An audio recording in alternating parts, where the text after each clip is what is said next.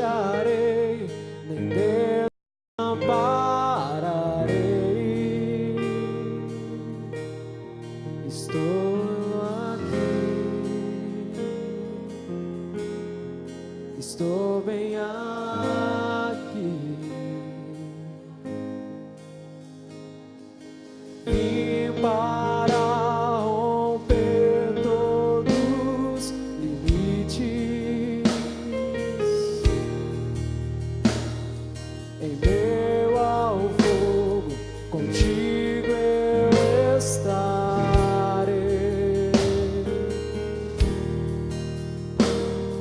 Nenhum poder das trevas vai te vencer quando estou com você, quando estou com você. Maravilhas farei através de você. Abra o coração, abra o coração. Te fortaleço nas provas, fiel eu sempre serei. Eu sou teu Deus, eu sou teu Deus. Te criei para ser povo, te chamei de meu e eu serei teu Deus. Não te deixarei, nem desampararei.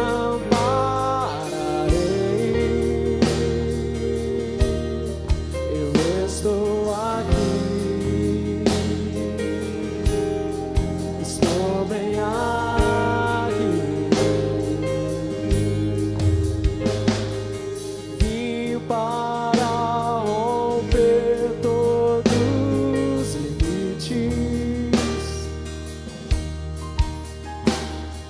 Em meio ao fogo, contigo eu estarei.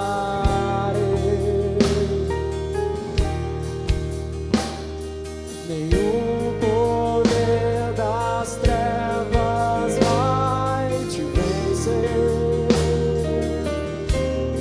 quando estou com você, quando estou com você. Maravilhas farei através de você. Abra o coração, abra o coração. Te fortaleço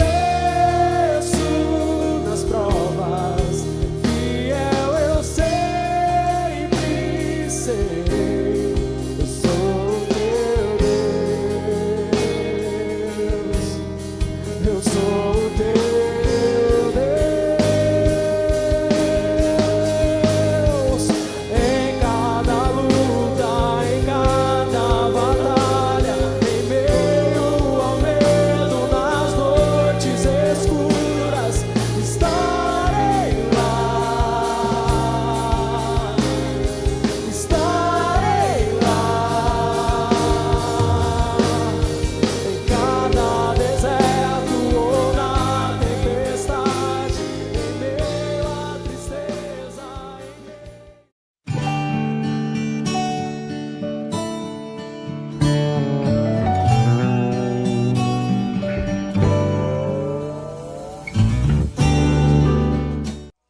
Lucas 24, versículo de número 13,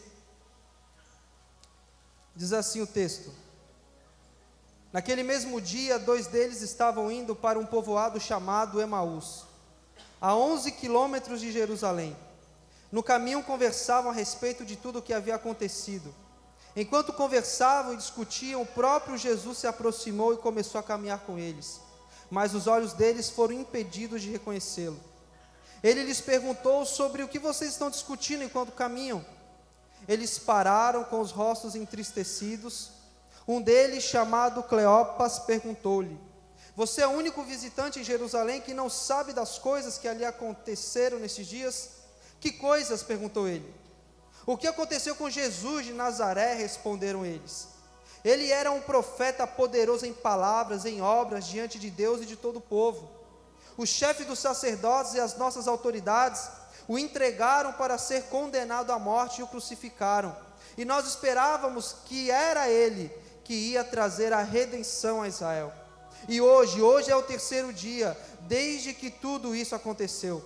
Algumas das mulheres entre nós deram um susto hoje. Foram de manhã bem cedo ao sepulcro e não acharam o corpo dele. Voltaram e nos contaram ter tido uma visão de anjos que disseram que ele está vivo. Alguns dos nossos companheiros foram ao sepulcro e encontraram tudo exatamente como as mulheres tinham dito, mas não viram. Ele lhes disse: como vocês custam a entender e como demoram a crer em tudo que os profetas falaram. Não devia o Cristo sofrer estas coisas para entrar na sua glória? E começando por Moisés e todos os profetas, explicou-lhes o que constava a respeito dele em todas as Escrituras. Ao se aproximarem do povoado para o qual estavam indo, Jesus, como quem ia mais adiante, mas eles insistiram muito com ele: fique conosco, pois a noite já vem, o dia já quase findando. Então ele entrou para ficar com eles. Quando estava à mesa com eles, tomou o pão, deu graças, partiu e deu a eles. Então os olhos deles foram abertos e o reconheceram, e ele desapareceu da vista deles. Perguntaram-se um ao outro: não estava queimando o nosso coração enquanto ele nos falava no caminho, nos expunha as Escrituras? Feche seus olhos por um instante. Senhor, nós estamos aqui nessa noite e nós temos a certeza, a convicção que o Senhor se faz presente. Nós sabemos que o Senhor está aqui, e é por isso, ó Deus, que nós nos reunimos, e nesse momento nós queremos ouvir a Tua voz através da Tua palavra. Que o Senhor encontre em nós nessa noite um coração cuja terra seja fértil, para que essa palavra possa dar frutos e bons frutos, para que o Teu nome seja glorificado. Assim nós oramos a Ti, em nome de Jesus, em nome de Jesus. Amém, irmãos? Eu estava meditando nesse texto já tem algumas semanas, e quando eu começo a ler um pouco aqui o Evangelho de Lucas, quando eu especificamente me atento mais à história desses dois discípulos no caminho de Emaús, nós vamos ver que o texto fala de dois homens que em um determinado tempo começaram a seguir Jesus, dois homens que se tornaram discípulos de Jesus, dois homens que acompanharam todo o ministério terreno de Cristo, dois homens, irmãos, que contemplaram o poder que emanava do Filho de Deus, dois homens que viram Jesus multiplicando os pães, dois homens que viram Jesus expulsando os demônios, dois homens que viram Jesus dando ordem ao vento, dando ordem ao mar, dois homens que viram Jesus dando ordem à natureza e a natureza se submetendo a Ele. Nós estamos falando de dois homens que realmente tinham uma intimidade, não era multidão, mas eram discípulos, homens que acompanhavam o Mestre, homens que andavam com o Mestre, homens que escutavam a voz do Mestre, homens que conseguiam discernir quem era Jesus. Nós estamos falando de homens que conheciam a Cristo. E quando você começa a ver toda a história, quando você começa a ver todo o ministério de Jesus, nós vamos ver que por onde Jesus passava, irmãos, as multidões eram arrebatadas, multidões o seguiam, todos queriam estar com Jesus. Jesus, ele curava os paralíticos, Jesus trazia visão aos cegos, Jesus, irmãos, ele limpava os leprosos, Jesus até perdoava pecados. Certa vez, um grupo de amigos colocaram diante de Jesus um paralítico. E Jesus, diante daquela cena, disse para aquele homem: olha, os seus pecados estão perdoados. Os fariseus, os religiosos da época, arrazoaram em seus corações, dizendo: quem é este homem que até pecados ele perdoa? Jesus, irmãos, por onde passava, a multidão seguia. A fama de Jesus crescia cada vez mais, a popularidade de Jesus aumentava. Os feitos de Jesus eram ditos por todos os cantos. Todo mundo sabia. Certa vez um cego soube que Jesus estava passando por um caminho, ele começou a clamar: Jesus, filho de Davi, tenha misericórdia de mim. Todo mundo conhecia os feitos de Jesus. A multidão ia atrás, os discípulos iam um pouco mais próximo. Chegou um certo momento que Jesus reuniu os discípulos e perguntou: quem a multidão diz que eu sou? E os discípulos então falaram: olha Jesus, alguns dizem que você é João Batista, outros dizem que você é Jeremias, ou Elias, ou algum dos profetas. E Jesus perguntou aos seus discípulos: e vocês? Quem vocês dizem que eu sou? Pedro então tomou a frente e disse: olha Jesus, tu és o Cristo, o Filho do Deus vivente. Essa era a convicção dos discípulos naquela época. Essa era a certeza que pulsava no coração daqueles homens, que Jesus era o Cristo, que Jesus era o Messias, que Jesus ele era o Redentor, que Jesus ele era o ungido de Deus, aquele que viria para libertar Israel do jugo dos romanos, da opressão, da injustiça, da imoralidade.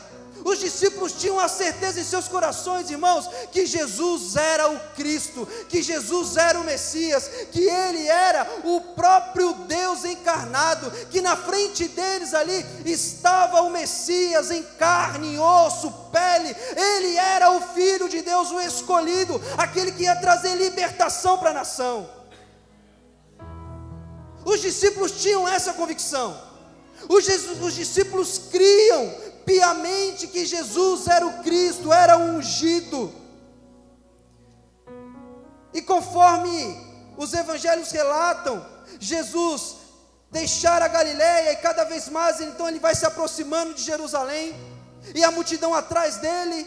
E conforme Jesus vai se aproximando de Jerusalém, irmãos, a expectativa dos discípulos crescia.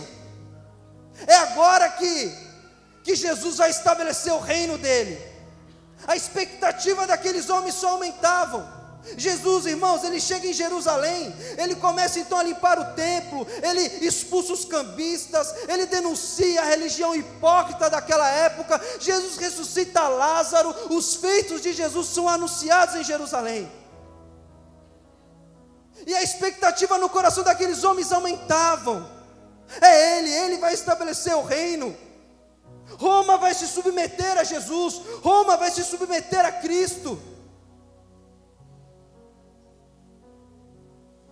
E nós então iremos contemplar o reino de Deus, nós iremos tocar no reino de Deus, afinal o rei já está entre nós. A expectativa só aumentava. Eles olhavam para Jesus e tinham a esperança deles depositadas em Jesus. A expectativa depositada em Jesus, a esperança estava depositada em Jesus. Só que de uma forma súbita e diabolicamente, quando Jesus ele se aproxima, quando ele chega em Jerusalém, irmãos, ao invés de recebê-lo com um trono, com coroa, recebem Jesus com o madeiro, com a cruz. E como em um pesadelo, Jesus agora foi crucificado, Jesus foi levantado em um madeiro. O Messias, o ungido, o Filho de Deus, agora estava crucificado, morto pelos religiosos da época. Aquilo foi um choque, irmãos, para os discípulos. Aquilo foi um tapa na cara daqueles homens.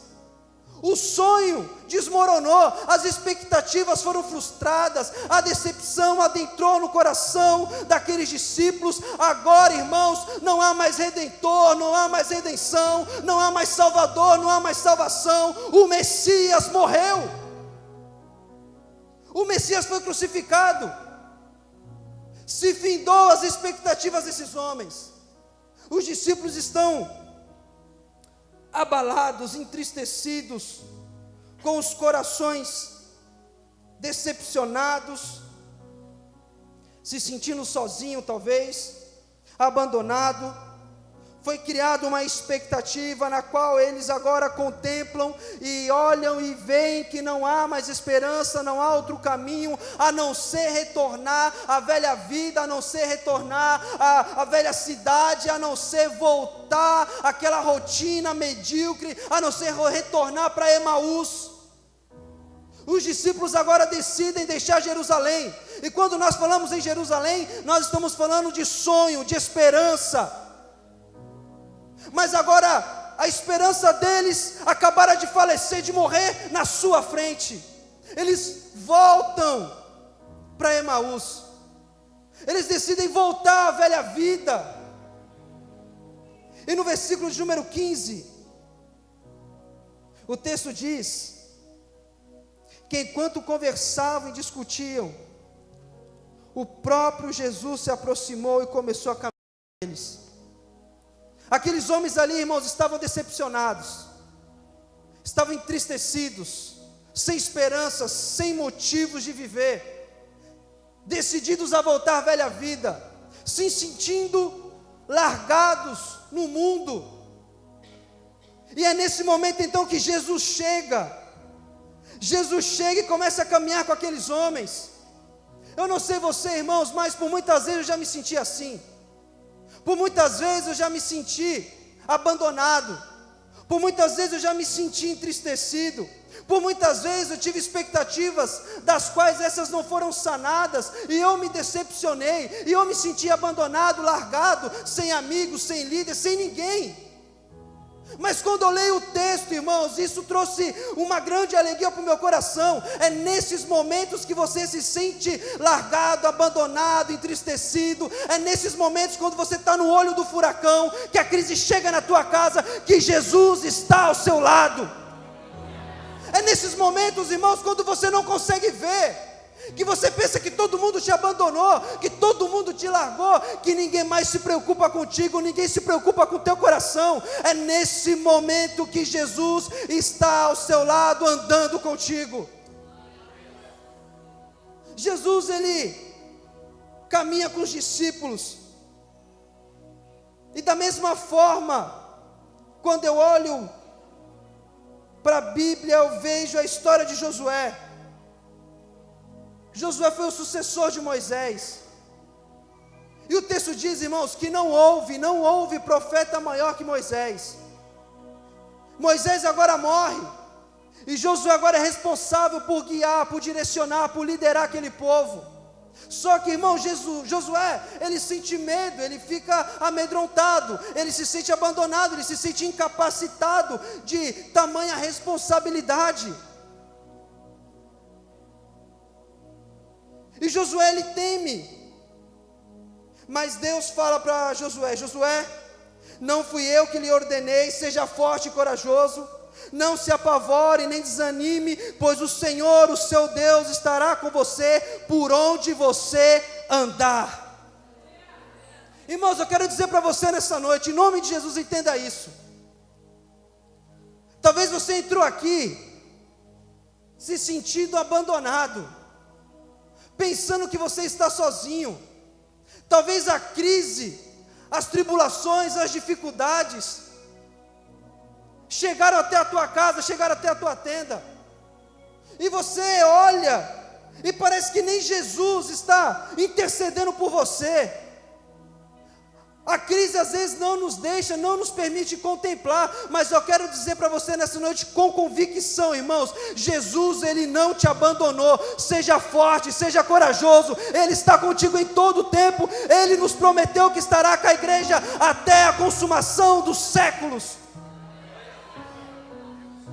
O apóstolo Paulo, irmãos, Paulo foi um dos maiores fundadores da igreja, escreveu praticamente o Novo Testamento todo.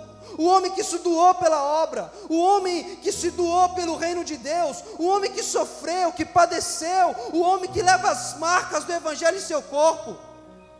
Ele escreve em 2 Timóteo, no capítulo número 4, ele faz algumas recomendações ao seu filho na fé. Ele diz assim: olha aqui, Timóteo, eu estou prestes a ser derramado como uma oferta de bebida, mas eu gostaria que você viesse me visitar. Sabe por quê, Timóteo? Todos me abandonaram. Demas, amando o mundo, me abandonou. O outro foi embora. Teve um lá que me fez muito mal. Timóteo, venha me ver, venha me visitar, traga a minha capa, traga os pergaminhos, Timóteo. Sabe por quê? Na minha primeira defesa, Timóteo, ninguém compareceu, ninguém estava presente para me defender, mas não precisa se preocupar, porque Jesus estava lá e Ele me livrou da boca do leão. Irmãos, eu quero que você entenda isso nessa noite. Você não está sozinho. Você até pode se sentir assim. Você até pode se sentir abandonado, entristecido, porque alguma coisa não aconteceu ou não saiu da forma que você esperava. Mas tenha essa certeza no seu coração. Jesus, Ele nunca te abandonou, Ele nunca irá te abandonar. Se necessário for, meu irmão, Jesus, Ele vai trilhar o caminho de Emaús contigo, mas Ele vai te trazer novamente para Jerusalém. Jesus, Ele não nos abandona. Quantas vezes, irmãos, eu me senti assim, mas todas as vezes que eu dobrava o joelho no meu quarto e orava a Deus, eu sentia a presença dEle. Eu sabia que Ele estava comigo, ainda que tudo ao meu redor dizia que não, ainda que todos ao meu redor diziam que eu não iria conseguir, mas eu sabia que Jesus estava comigo. Eu quero encorajar você nessa noite, meu irmão, a não desanimar, a não voltar para Emaús. Eu quero encorajar você nessa noite, meu irmão, a permanecer em Jerusalém, sabendo que Deus é na tua vida. O texto nos fala que Jesus, então, Ele se aproxima, e no versículo número 17, Jesus perguntou: sobre o que vocês estão discutindo enquanto caminham? Eles pararam com os rostos entristecidos, e um deles, chamado Cleopas, perguntou-lhe: você é o único visitante em Jerusalém que não sabe das coisas que ali aconteceram nesses dias? Jesus então perguntou: que coisas? Que coisas? Jesus se aproximou, viu aqueles dois homens discutindo, conversando. Os rostos deles estavam entristecidos, e Jesus então, de uma forma até irônica, pergunta para aqueles discípulos: o que está acontecendo? Qual é a notícia que entristeceu o seu coração? Qual é a última notícia que você recebeu que te deixou assim? Qual é a notícia que tem afligido a tua vida? O que disseram para você? O que disseram para você? Qual é a notícia? Aqueles discípulos estavam ainda com a notícia de sexta-feira, irmãos. Aqueles discípulos ainda estavam com a notícia da morte de Jesus. Só que Jesus naquele momento tinha uma notícia nova para eles. O jornal daqueles irmãos era desatualizado, era de sexta. Jesus tinha uma notícia do jornal de domingo. E o jornal de domingo dizia assim: que o leão rugiu de dentro para fora, o sepulcro se abriu, ele foi crucificado como cordeiro, mas ressuscitou como leão. A última notícia, irmãos, não é sobre a morte de Jesus, a última notícia é sobre a ressurreição de Cristo. Aleluia! Glória a Deus! A última notícia, irmãos, não é sobre a morte, a última notícia é sobre a ressurreição. Qual é a última notícia, meu irmão, da tua vida? O que disseram para você? O que tem afligido o seu coração? O que tem te entristecido? Eu não sei o que falaram, mas essa notícia é desatualizada. A última notícia é que Cristo venceu a morte. É que Cristo ressuscitou dentre os mortos. A última notícia é essa: que a esperança, que a vida, irmãos, a ressurreição é a esperança da igreja, Eu não sei que notícia que chegou a você. Eu não sei se foi a notícia do desemprego. Não sei. Eu não sei se foi a notícia da perca de um ente querido. Eu não sei, irmãos, qual foi a notícia que tem afligido a sua vida. Mas a última notícia para o cristão é sobre a ressurreição de Cristo. A ressurreição de Cristo é a esperança da igreja. Entenda isso nessa noite. A última notícia para a sua vida nunca vai ser de origem terrena, mas sempre de origem divina. Eu não sei qual notícia que tem te entristecido, meu querido, mas existe uma boa notícia para você aqui nessa noite. Jesus ressuscitou dentre os mortos. Há esperança para você, há esperança para mim. A ressurreição de Cristo é o combustível dos discípulos. A ressurreição de Cristo, meu irmão, é o combustível da igreja. Abra comigo em 1 Coríntios,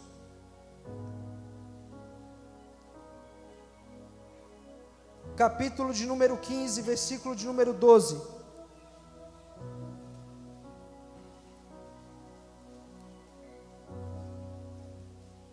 Olha o que o apóstolo Paulo nos fala. Ora, se está sendo pregado que Cristo ressuscitou dentre os mortos, como alguns de vocês estão dizendo que não existe ressurreição dos mortos? Se não há ressurreição dos mortos, nem Cristo ressuscitou, e se Cristo não ressuscitou, é inútil a nossa pregação, como também é inútil a fé que vocês têm. Mais que isso, seremos considerados falsas testemunhas de Deus, pois contra Ele testemunhamos que ressuscitou a Cristo dentre os mortos. Mas se de fato os mortos não ressuscitam, Ele também não ressuscitou a Cristo. Versículo número 19. Se é somente para esta vida que temos a esperança em Cristo, somos de todos os homens os mais dignos de compaixão. O apóstolo Paulo fala aqui, irmãos, para a igreja de Corinto: olha, existe alguns no meio de vocês que estão dizendo que Cristo não ressuscitou. E se Cristo não ressuscitou, a pregação do Evangelho não faz sentido. Se Cristo não ressuscitou, não há o porquê de nós estarmos aqui. Se Cristo não ressuscitou, se a nossa fé em Jesus foi somente nesse período curto que Ele passou na terra, nós somos dos homens os mais miseráveis. A esperança do cristão, o combustível do cristão, irmãos, a ressurreição de Cristo. Por isso que o apóstolo Paulo, ele diz aqui no versículo de número 30, irmãos, se foi por meras razões humanas que ele lutou, que ele padeceu, que ele foi atacado por feras, então comamos e bebamos, porque amanhã morreremos. O que motivava esses homens a sofrer pelo Evangelho? O que motivava esses homens a serem entregues à morte, a serem entregues como comida para os leões, irmãos, não era aquilo que Cristo tinha para oferecer para este mundo, mas era a ressurreição, era a vida eterna. O meu combustível, o seu combustível, para que nós possamos continuar nessa caminhada, não vem deste mundo.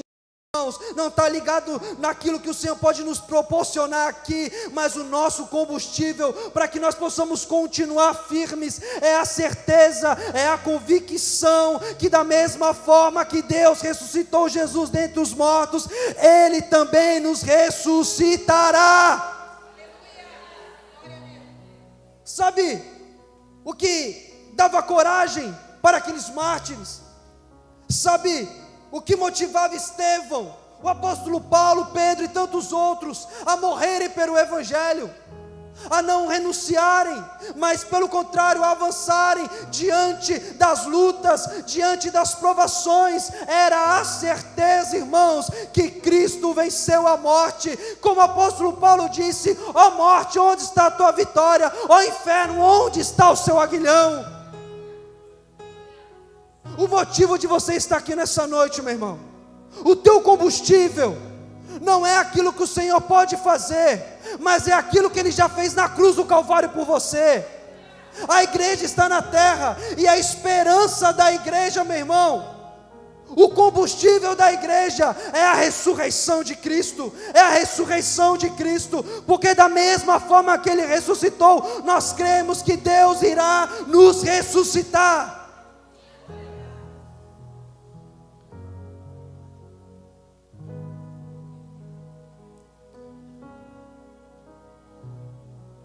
No versículo de número 21 do Evangelho de Lucas, os discípulos então, ele conta para Jesus o que aconteceu.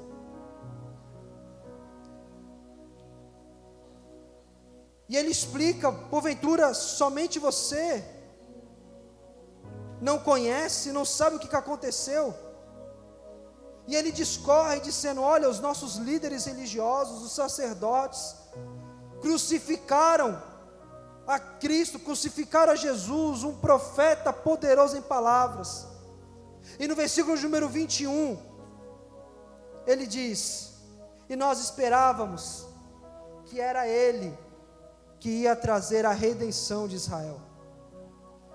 No versículo número 21, irmãos, os discípulos expõem para Jesus a expectativa, aquilo que eles aguardavam de Jesus, aquilo que eles aguardavam de Cristo. Durante toda a caminhada, os discípulos olhavam para Jesus e diziam: Ele é o Redentor de Israel, Ele é o Redentor de Israel. A expectativa foi gerada em cima desse versículo, em cima desse texto. Os discípulos, eles acreditavam nisso. Só que, irmãos, nós planejamos muitas coisas, criamos muitas expectativas, só que nem sempre aquilo que nós planejamos, nem sempre aquilo que nós desejamos, nem sempre aquilo que nós esperamos, é aquilo que Deus tem para nós.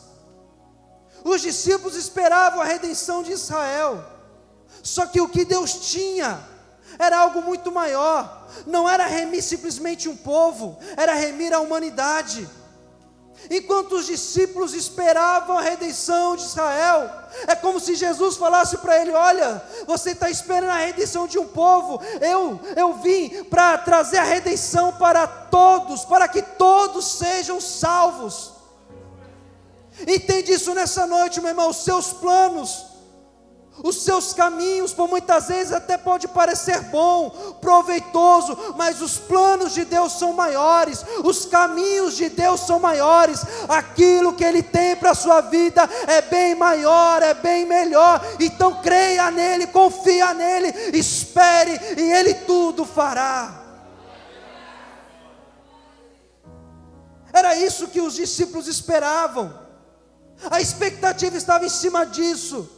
Só que Jesus tinha um plano muito maior, era um plano da redenção, era o plano da salvação, não somente para um povo, não somente para uma nação, mas para toda a humanidade. Meu irmão, escuta aqui, o que Deus tem para você é muito maior daquilo que você está planejando, imaginando e sonhando.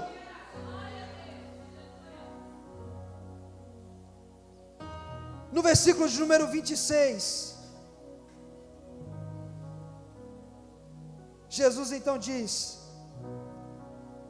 não devia o Cristo sofrer essas coisas para entrar na sua glória?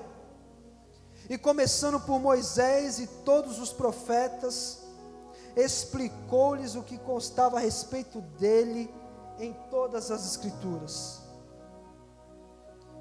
Jesus então, quando aqueles discípulos contam toda a história, fala assim: olha Jesus, você porventura não está sabendo?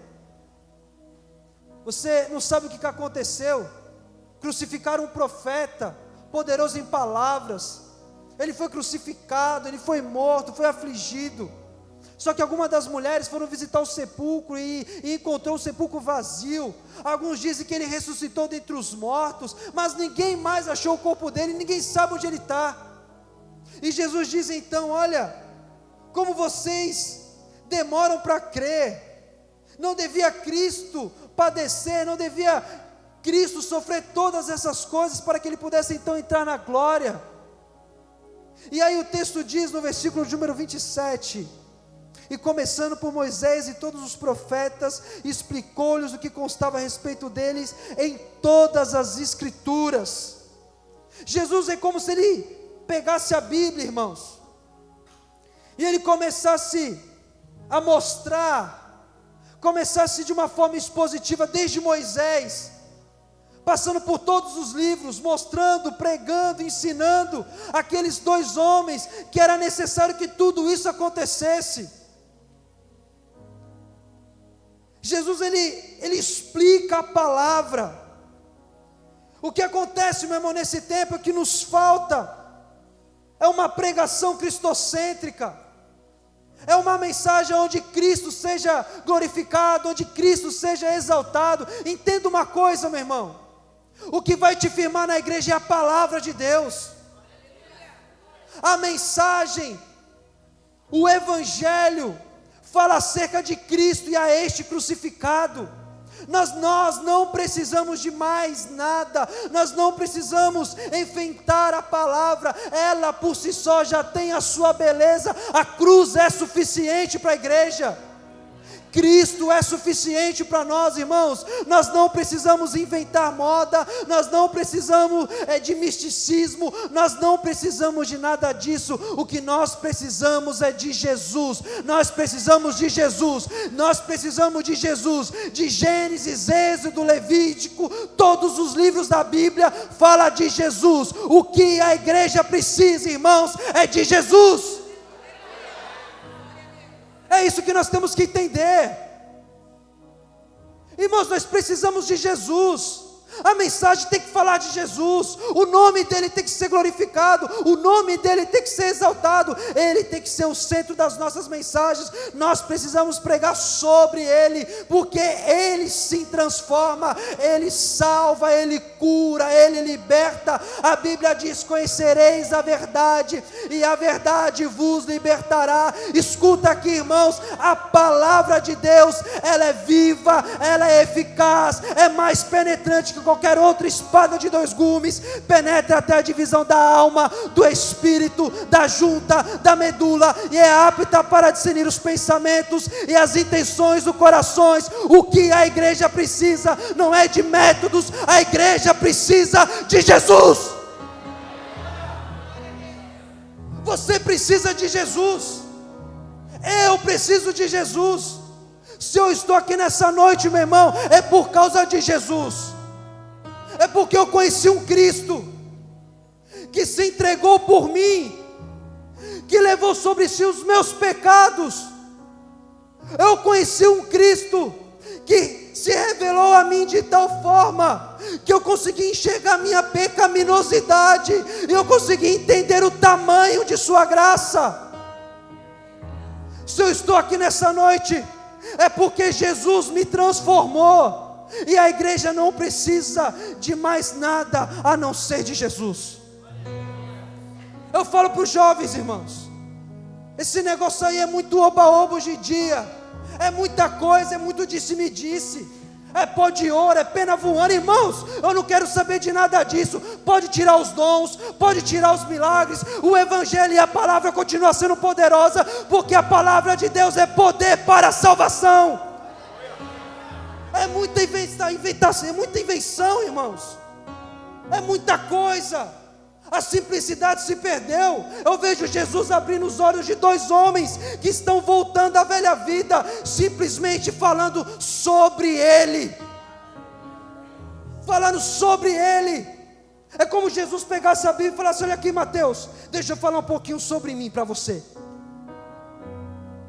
É Jesus que liberta, é Jesus que salva, é Jesus que transforma. O evangelho é poderoso por si só, irmãos. Nós temos que crer nisso. Nós temos que crer que o evangelho é poderoso por si só. No versículo número 28, o texto diz que ao se aproximarem do povoado para o qual estavam indo, Jesus fez como quem ia mais adiante. Mas eles insistiram muito com ele: fique conosco, pois a noite já vem, o dia já está quase findando. Então ele entrou para ficar com eles. Quando estava à mesa com eles, tomou o pão, deu graças, partiu e deu a eles.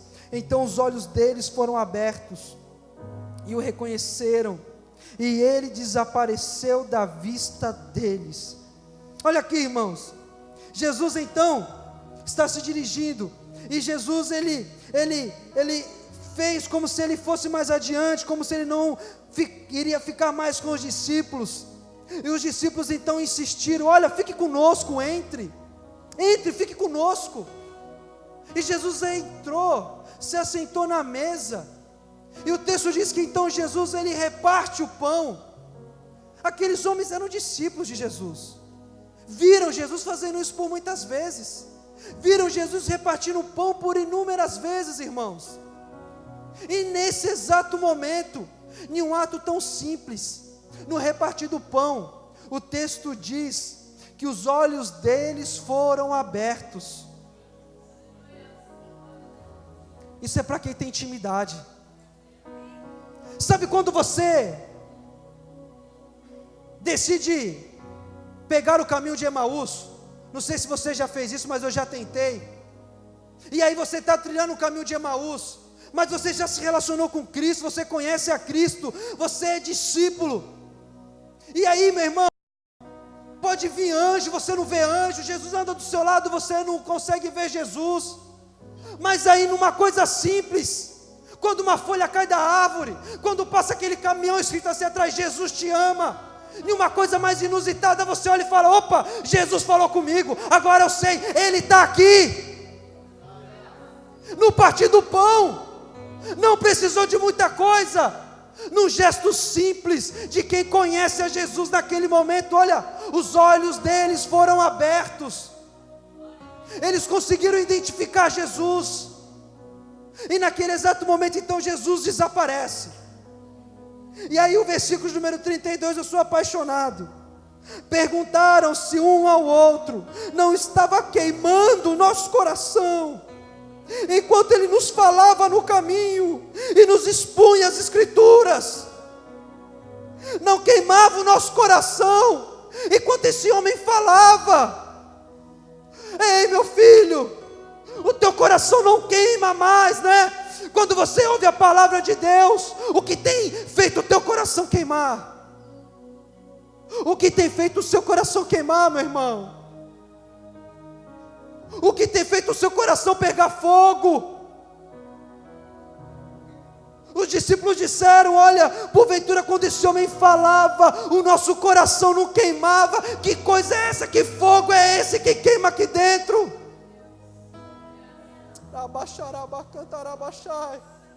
Que fogo é esse que queima no meu peito? Eu até penso em desistir, eu até penso em voltar, mas não dá, porque existe um fogo aqui dentro.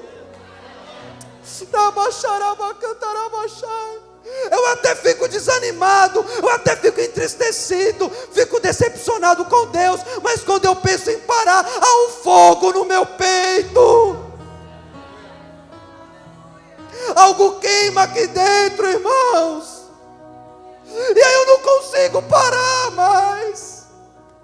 Eu desisto de voltar, eu desisto de voltar às velhas práticas, eu desisto de ser o velho Renan, porque existe algo no meu interior que queima.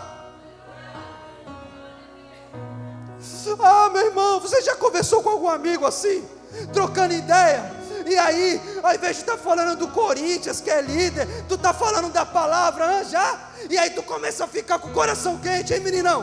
Quantas vezes na faculdade, hein? A gente lá conversando, no pátio, lá na escola, na faculdade, e o nosso coração queimava, e a gente pulava, e a gente ficava alegre, irmãos. Sabe por quê? A palavra faz o coração do crente queimar.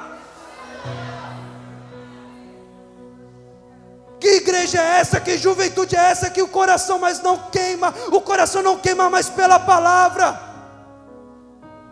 Queima por milagres, queima por dons, queima por poder, por girar. Mas a palavra pregada não queima mais. Não gosta mais da exposição bíblica. não gosta de vir para a escola dominical. O que tem feito seu coração queimar, meu irmão? O que tem feito seu coração queimar? Quando eu leio esse versículo aqui, meu irmão, dá um negócio aqui dentro de mim. Cara, eu não sou perfeito, eu já pensei inúmeras vezes de voltar. Olha, se não fosse a minha esposa, o Diego que muitas vezes me ajudou, o pastor que sempre me orientou, eu vou falar para vocês, irmão, já pensei inúmeras vezes. Muitas vezes eu estava aí sentado nesse banco e me perguntando: meu Deus, o que eu estou fazendo aqui dentro? Eu acho que eu estou no lugar errado. Mas todas as vezes que eu pensava isso, tinha um fogo dentro de mim, o meu coração apertava. Sabe por quê? Porque eu sou discípulo, eu andei com Ele, eu conhecia Ele, eu tive um encontro com Ele, eu fui marcado, eu fui batizado, eu conheço a Cristo. Não adianta vir à igreja só por vir, meu irmão. Tu tem que conhecer a Ele. Não existe outro método a não ser isso aqui, ó. Não existe outra forma a não ser lendo a Bíblia. E aí nós vemos o nosso pastor falando: vem para a escola dominical. E a gente tem que ficar apertando os jovens. E aí os líderes, o Douglas e a Joyce tem que ficar apertando os adolescentes. E todo mundo aperta para vir para a escola dominical, irmãos. Era para o nosso coração se alegrar todo dia de manhã. Eu vou aprender a palavra, essa palavra que me traz vida. O que faz o seu coração queimar? O que faz o seu coração queimar, meu irmão? Feche os seus olhos. O que faz o seu coração queimar?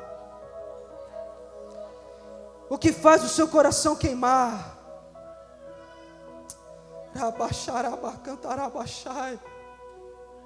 O que faz o seu coração pegar fogo, meu irmão? O que faz o seu coração pegar fogo? Ouvi o meu Senhor bater na porta e o meu coração queimou. Ouvi o meu Senhor bater na porta e o meu coração queimou. Eu não vou parar, gastarei minha vida aos teus pés. Eu não vou parar, gastarei minha vida aos teus pés. Larará, larará.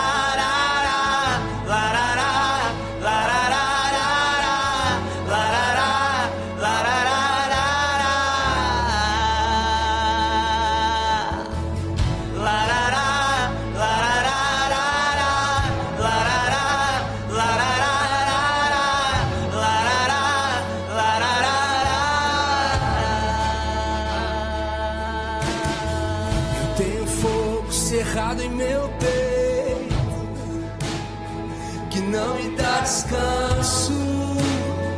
Eu não tenho descanso. Eu tenho fogo cerrado em meu peito, que não me dá descanso. Eu não tenho descanso.